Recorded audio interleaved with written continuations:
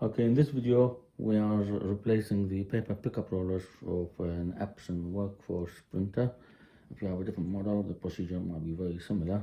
You need to put the printer on the side and also open the top lid and then put a tape here to prevent the print cartridges from actually opening.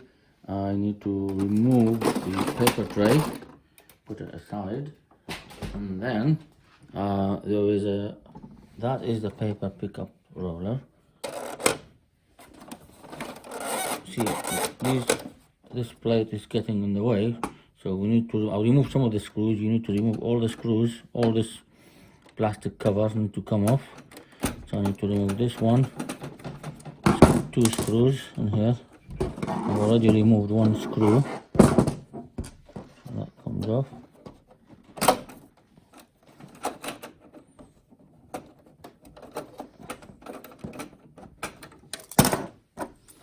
And then this one has got 4 screws. 1, 2, 3, 4.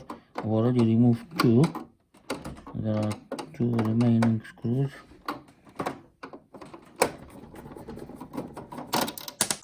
This one, 2. Just come off. Now we've got enough room to move pickup roller. And you can see there is a lock here. This lock is preventing it from. I just need to lift it up a little bit. There you go. It comes off. See, it goes back when you push it back. And then you just pull it off. There you go. When you push it back, there you go, it goes back. And then you just lift it up again. And there you go.